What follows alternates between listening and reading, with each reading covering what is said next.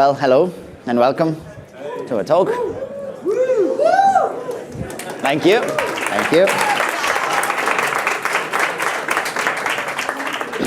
So, the question that we want to try and answer today is what makes a great product? And the answer to us is a great team. But what makes a great team? And we think it is a strong and lasting relationship. We want to talk about something that we consider sacred, something that defines, to us at least, success in the digital world. Not fancy tools, animations, or frameworks, but actually working together as designers and developers. I'm Federico, in long form. You might have heard of me because I'm cool, clever, and Italian, says the description that someone else wrote for me. And I'm Stu. You haven't heard of me because I'm quiet and I actually don't win anything.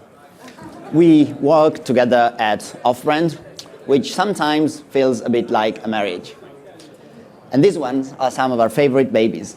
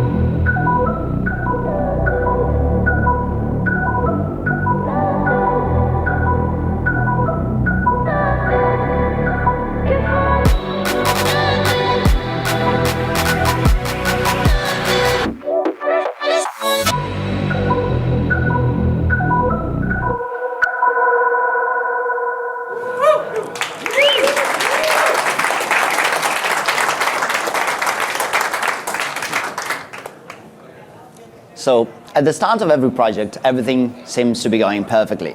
You're in sync, you're dreaming big, building castles in the skies or websites in the cloud. The initial client meetings are a dream. It feels like every idea actually lands well and nothing can go wrong. But you need to be really careful because this initial phase is also the phase where everything that can go wrong has its roots as well. This phase is vital, as we said, and one thing that might happen, and that has happened, is that sometimes, just to give an example, is that the designer adds one more tiny feature a bit later in the process, and for example, the development scope doubles. Oh, come on, Fed. It's not like we're keeping scores or anything. Well, actually, I am because I've got a list for you, my friend.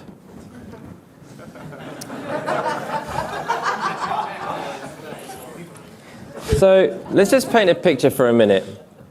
I distinctly remember on multiple occasions setting at H1 and putting some subtext beneath that. And then there's this thing called spacing that goes in between the two of those. And the amount of times I will put that together and my good friend Federico here will decide to change the spacing between the relationship of those two items. Close enough. So item number one for me is designs must load in 0.2 seconds or less. And I remember designing something that looks really nice, something that's really complicated, something that's really pretty. And I remember me just saying to you, come on, Fed, what do you think of this? And you said, well, how long is this one going to load? So that's number one for me. And the one that I said before, which actually is number two, is you don't care about spacing. I mean, this is the time where we can just air our grievances. This is a safe space. So thank you for that. And number three, you say my idea is possible, but, and there's always a but. For example, when you use a 1.457 pixel stroke on something, there's probably going to be a but.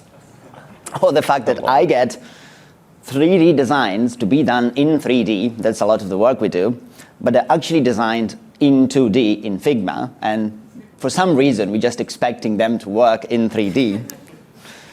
One of my favorite ones is Figma animations, pretty buggy, especially for complex stuff. And for some reason, we share those prototypes with the client, and the client actually likes the buggy version. And then we have to implement the one that doesn't work because, oh, that's just great. Or, and this is another one of my favorites, the fact that I've never seen a mobile design in my life, because we're kind of going to wing it. Now, come on. Hang on a minute. I'm sure at one point in the past, maybe, possibly, maybe not, there was a mobile design. I think once. Maybe. But anyway, listen, we could go through a long list of 10 things I hate about you, but I think there's probably some things that we want to just iron out between all of you. We have the chance to just vote on what really matters between a design and dev relationship. So let's vote on it. I've got this one for you. We'll bring this one back. I think it's pretty important. So let's say you're living with a loved one and you have discovered that that loved one likes to leave the lid of the toothpaste open, and that ends up in a congealed mess that just really makes you really sad. Compare that to discovering that your designer has sent you a file that uses 1.4 pixels, and the reason for that is because it matches the thickness of the L in the typeface that's in the button. That's why. I think it makes sense. But anyway, which do you hate the most? I want to see a show of hands. Which is worse, that open toothpaste or the 1.4 pixels? So let's have it for the A, which is worse. Okay, the toothpaste is pretty bad. Okay, let's have it for B. Come on, the A wins it. The A wins it. It's official. We're taking that home for our workflows now. Okay, we got another one. Now, I'm sure this never happens. I'm pretty sure I do name div blocks. But if you had to choose between the two of these, a loved one leaves a seat up, or someone that you work with that you try to love decides not to name their div blocks, who thinks that A is the worst? Yes! Thanks. I was pretty sure this would be unanimous that B is the best, right? That's the worst. To me, both completely fine, to be clear. Yeah, we can't have this as a Done license now for people to just leave seats up everywhere. Let's just not have a thing like that. And the last one, this is a bit more controversial. Now, I find that there are definitely places for linear easing, but this is a time, like we said, there's a safe space to air our grievances. Where I have designed something, and even though you say this is a work in progress, how easy is it to just tweak that line to a cont, a quint, a sync, a sank, I don't know, just an S, a B, just to make some easing look a bit more nice. So which is the worst for you guys? Let's go for A. Who hates that the most? We can throw the microwave out. Oh, there we go. And who hates B the most? Oh, that was actually less contentious than I thought. I think the Bs win that one. But anyway, the thing is to point out with this is we do find that we will sometimes clash with the way that we think about things. Sometimes. And I will leave things in files that sometimes Federica completely thinks is just disgusting. But there's always going to be tension like that. So how do we ease this tension between dev and design? The idea to us is that good projects, as good marriages, don't just happen. They actually need tools and things you can use to make them work better. And Webflow, in this case, is one of those tools and can be one of those tools. In general, because it does a really powerful thing, which is bringing designers a bit closer to the final product, to the actual website, to the build. And this makes it for designer being more aware of how things are going to end up being built, including that really horrible thing. It was great, it looks great, but when you actually have to build it, it's really difficult and strange. But also for some more advanced use cases. And what we want to show you now is a workflow that at OFF+BRAND we use quite a lot, and that actually uses and leverages the tools that Webflow gives us to make this communication, this relationship even better. So we use Webflow components as a tool to allow designers to access even more complex thing that what might be a way to configure a component. In this case, we build a lot of WebGL experiences that kind of fall a bit outside of the standard Webflow things that you can edit easily at least. And so we leverage a component to use the input values for the component and modify an actual WebGL scene. To do this on the front end, we leverage a tool, GUI, graphic interface at the top. This is a really basic and simple example, but it's just here to prove a point and like explain an idea. And the idea is you have this GUI, it is shown on the published website. So designers can go in, tweak the values, figure out what they like and what they don't like, and how they want the scene to look. And then they can go back into Webflow and leverage the component form, because that GUI and that 3D animation is actually reading off of those values in the component setup panel. So find the values on the front end, get back inside of Webflow, change those values, and when you publish the website, then the way the 3D scene is shaped is actually going to be how it was tweaked and set up inside of Webflow. Yeah, you can just see how that's building now. And the user's decided to change the background. That one doesn't look nice. That one doesn't look nice. That one doesn't. Yeah, there we go. When you do it. And then the designer's fiddling with the color of the cube. No, no, no, no. Yes. Great. There we go. Then we publish.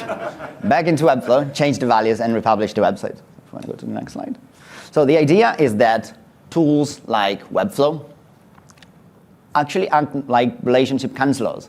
They make this relationship easier, and they allow access for things that are actually quite difficult to discuss and to talk about. Technical people to non-technical people, non-technical people to technical people. And by just leveraging those tools that we have at our disposal, we can ease that tension. And a tool like Webflow and a component-based workflow, even if it's not really what has been thought to be for, is actually really helpful. So the secret to a good marriage is trust. And for us, we have found that prototyping really builds trust. We've found more in like the medium term recently, as we've been working together, we have moved away from a designer sketching ideas, making rough concepts, and then designing that to a 2D way that just kind of assumes how something special might happen. And then we find that that doesn't necessarily connect from front to back. And we kind of are starting to flip the way that we do it, where myself and Federico will consult together and we kind of create stuff from the very beginning. So here's an example of a sporting company that we worked with. They're a marketing agency in the sport industry. And we were investigating how we could represent sport-related objects. So you could see how there's a Formula One wheel, there's a boxing glove, there's a tee there, there's a stadium. The stadium one was a really interesting one to investigate. And this was really important to understand how we could use particles to represent an item, and you could actually see what the item is. So we felt that we had to develop this playground first, and we shared this with the client straight away to really gain their trust.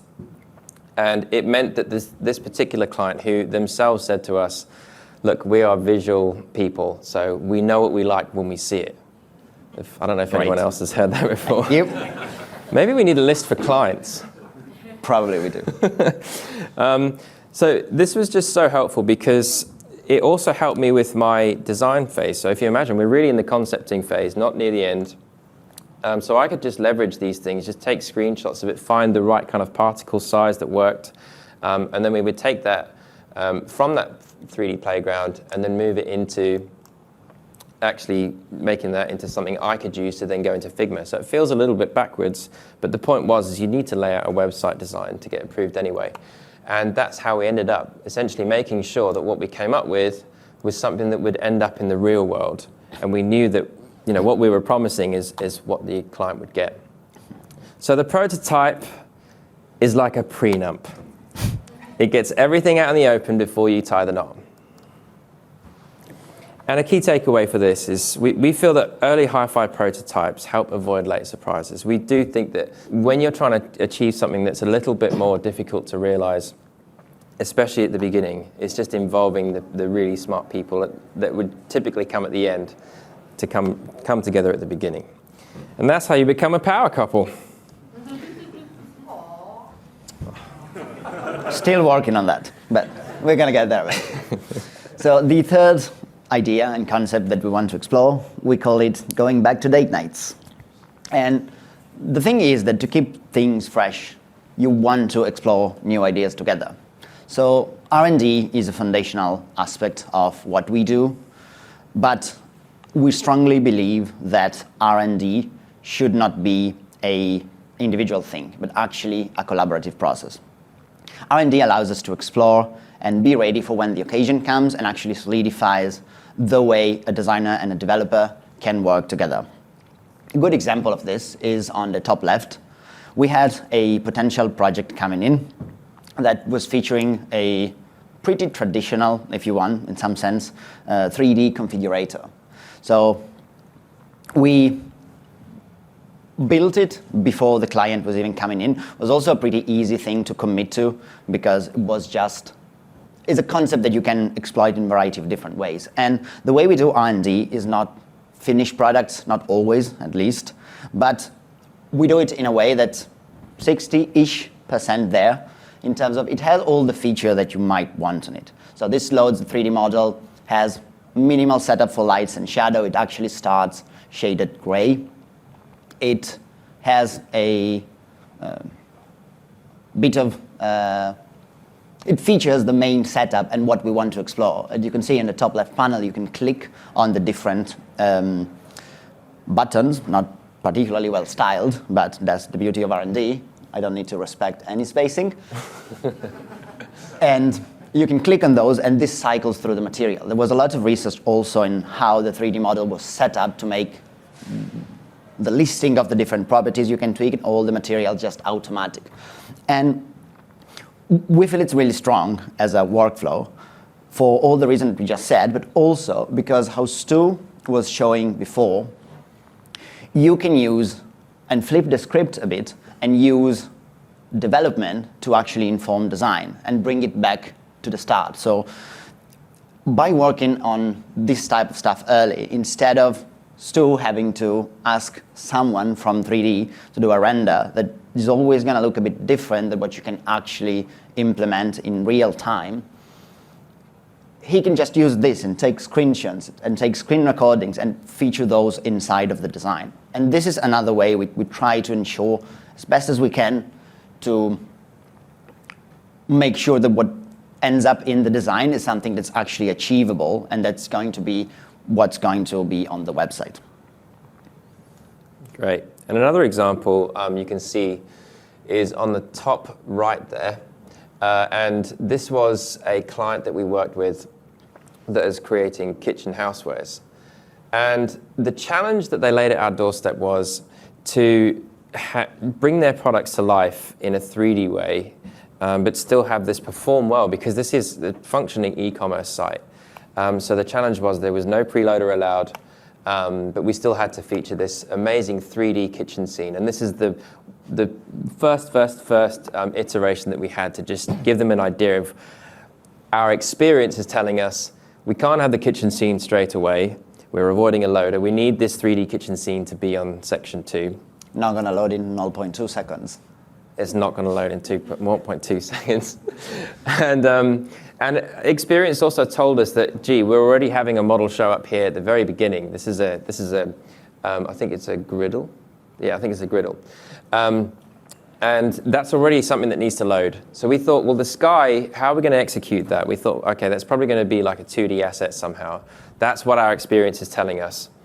But when we chatted to the tech team at this very, very early stage, we were asking them about the sky issue, and we just said we assume that there's nothing we can do about that. But they said, actually, we've invested some R&D time into seeing how we can get very performant clouds.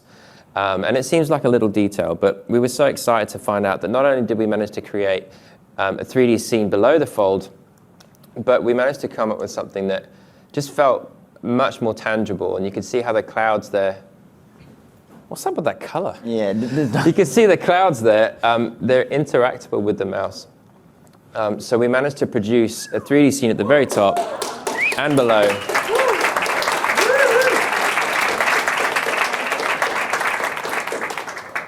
And it was just something that we didn't expect, but it came from the idea of flipping the script, having R&D come first, having consulting with the people who make these crazy things happen at the very beginning, seeing if we can already build it, see if we can actually invest time in making that happen first.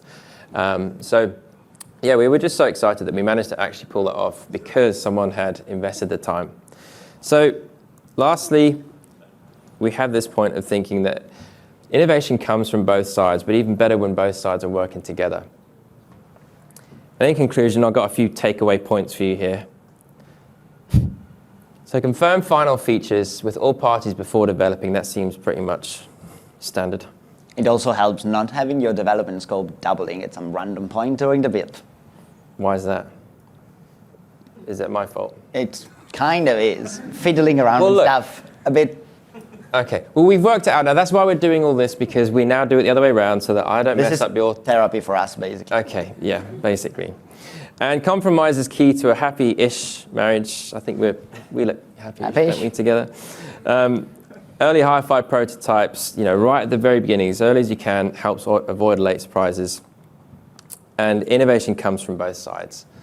And you could say that in marriage, they say happy wife, happy life. But in design and development, it's happy dev, happy design. Because when we work together, we create something that's better than the sum of its parts. And remember, just like marriage, try to move any disagreements that you might have between each other, even when it's as important as line width. Now, we also have a few shared resources we wanted to share with you. Just a few ways that we find, a few tools that we find really helpful when we're doing some R&D or we're collaborating or getting some inspiration.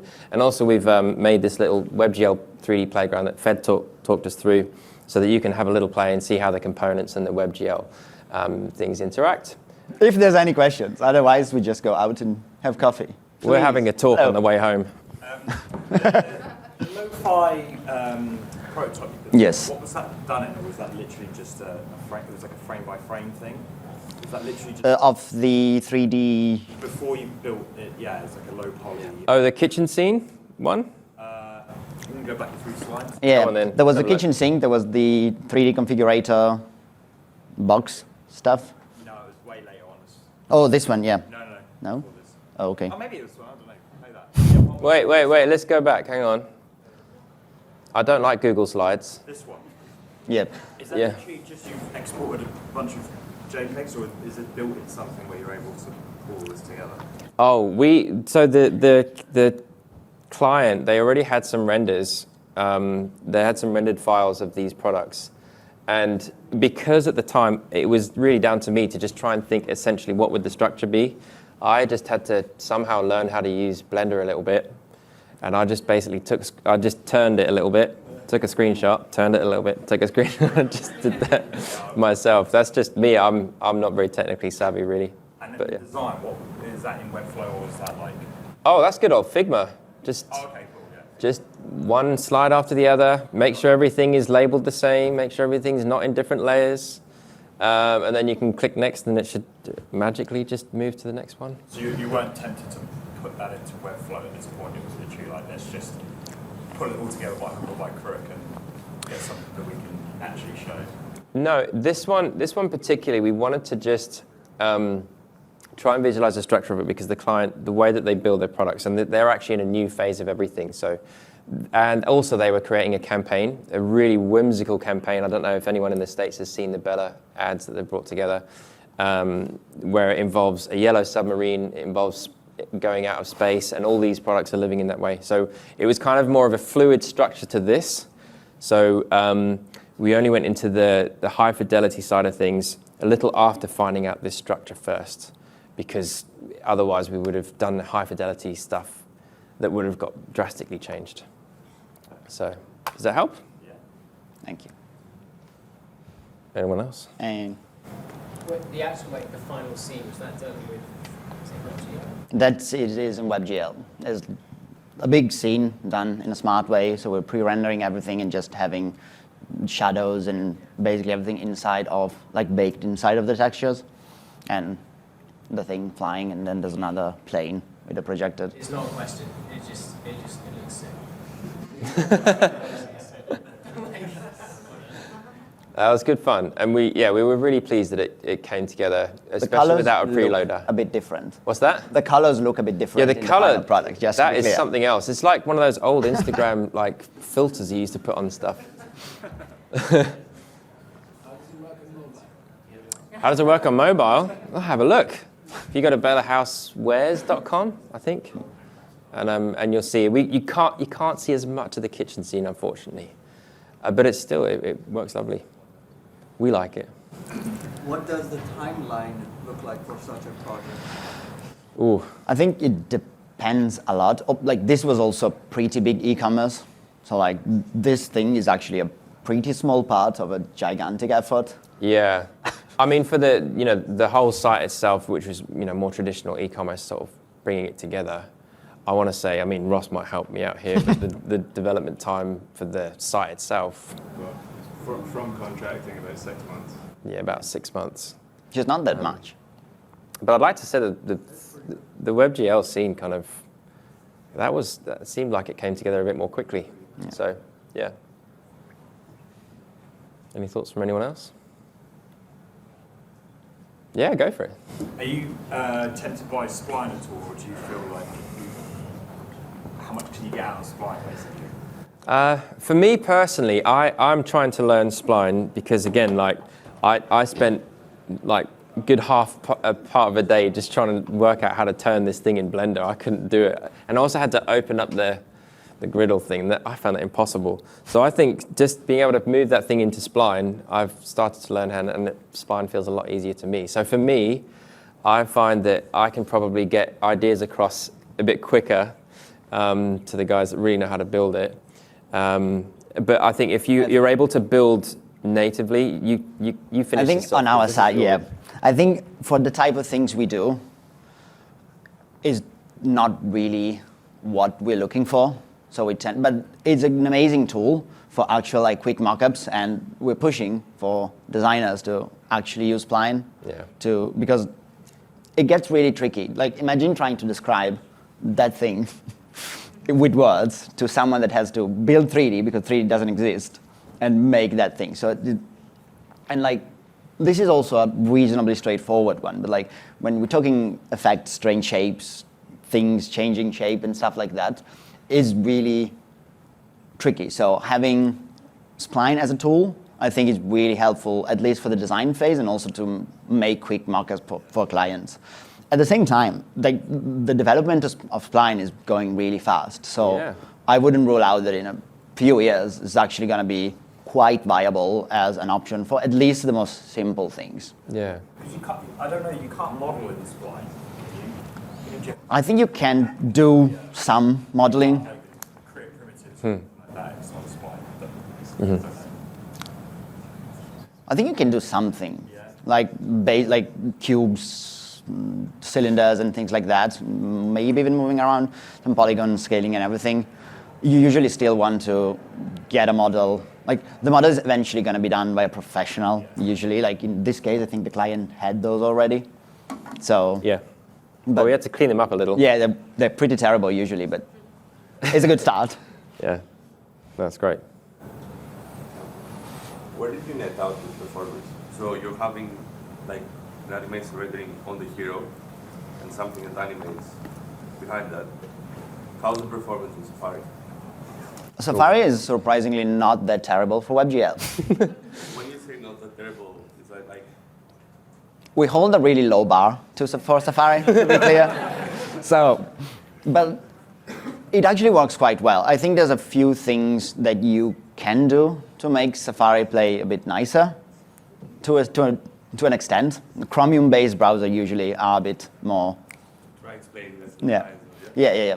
But I think I'd say 99.9% of the work we do also works fairly well in Safari, other than a bug that I have to fix probably during the conference. I'd like to say I'm your secret weapon as well, because I still always use Safari. Oh yeah, That's what that is a great thing. do as well. That's why So I'm asking. in our team, the designer I'm the first one. I'm like, guys, this doesn't uses work in Safari as a browser. So it makes it for a terrible experience, but for a better website in the end. Yeah, you can thank me Yeah, later. please. Yeah. QA on the fly. What was that? Just QA as you go. Yeah. Yeah. Great. Sorry, one last one. For these animations, do you kind of have to go back and reimagine the storyboard when you try to do these sequences for mobile? Because, yeah, So if we had to go back and storyboard it, like actually. for mobile. Oh, okay, for mobile. Because how would it be feasible to run something like this on mobile devices naturally? So, Pretty similar. It works. We got works, thumbs up. confirmed. Thank So you. there you go. So there you go. It's just, yeah. I It's also just think got to that work. It's just got to be good. in cases like this, there's a good trick in trying to keep everything kind of centered.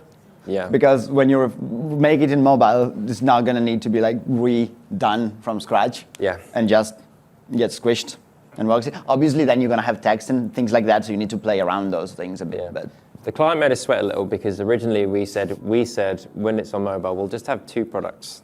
But they said, no, we're going to have 5 products. So we were sweating a little because there was glass in there as well. So yeah, nice. I'm not sure how we're doing for time. I don't want to. I think it's 6 minutes. Oh, So one last good. question. Oh. Yeah. Do you like charge separately for an exploration phase, or is it just kind of all included in? I don't think so. I think. I think ultimately, client come to us because we do those type of things. So it's said that like it is a phase per se, but it ends up being included Yeah. in the. It's fair. Those two are the ones doing the charging.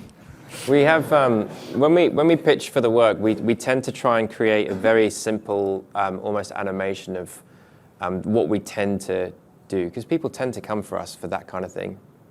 And one thing we do is in our pitch decks we get these kind of insightful.